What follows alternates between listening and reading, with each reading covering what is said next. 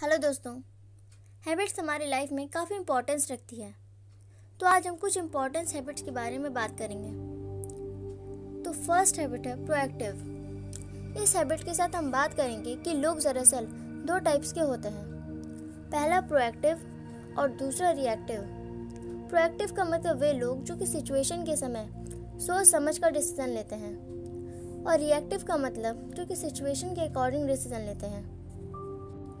हम प्रोएक्टिव और रिएक्टिव के डिफरेंसेस को एक एग्जांपल से भी समझ सकते हैं। 4 कंपनीज हैं जो कि कपड़ों की डिलीवरी करते हैं। अचानक एक कंपनी में आग लग जाती है, उसके सारे कपड़े जल जाते हैं।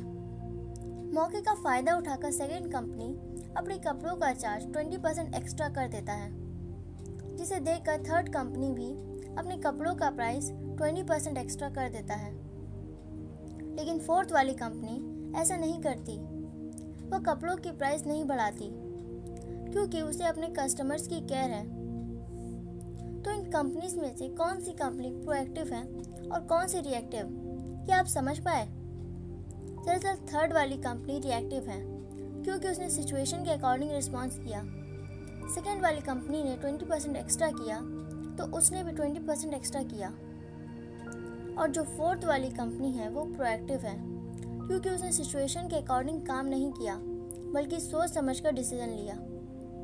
अधिकतर लोग इन कंपनीज की तरह ही होते हैं। दुनिया का रिमोट कंट्रोल हमारे हाथ में नहीं होता, लेकिन खुद का रिमोट कंट्रोल हमारे हाथ में है। लेकिन फिर भी बहुत लोग रिएक्टिव होते हैं। इनको रिमोट कंट्रोल दूसरों के हाथों में होता है।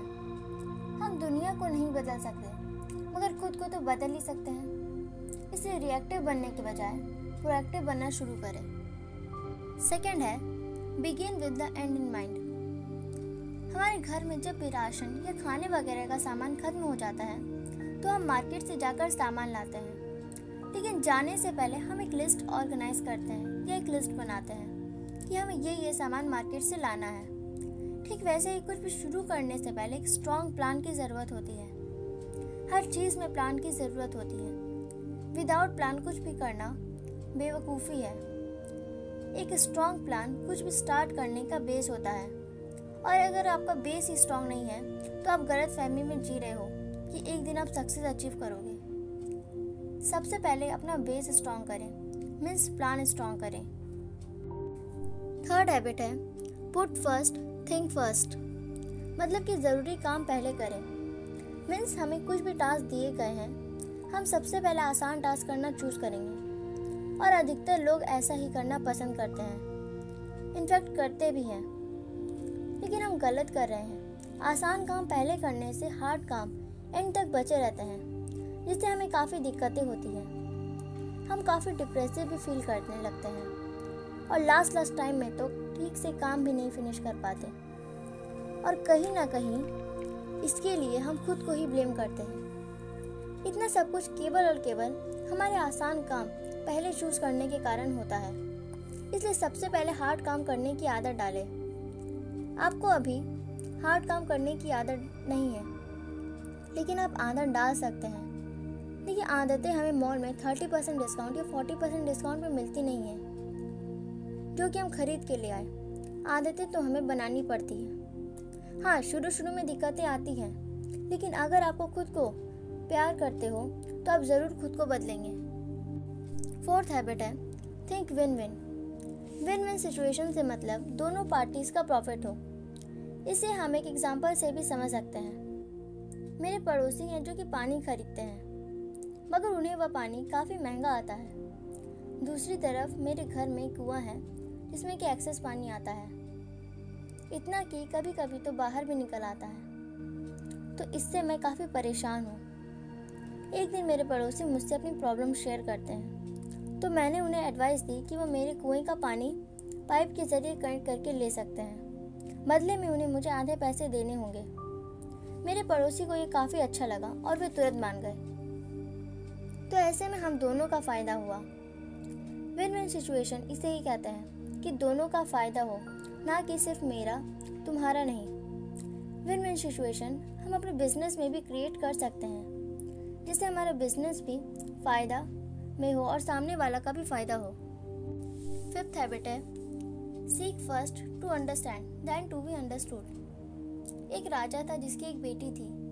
एक दिन राजकुमारी गांव के खेत में खेल रही थी कि अचानक उसके पैर में एक कांटा चुभ गया। राजकुमारी को महल लाया गया, वैद्य, औषधि, काफी चीजों का इंतजाम किया गया। बड़ी मुश्किल से किसी तरह वैद्य ने राजकुमारी के पैरों से कांटा निकाला। इतना सब देखने के बाद राजा ने यह घोषणा की कि पूरे राज्य में कालीन बिछाया जाए ताकि आज जो हुआ वह दोबारा ना हो।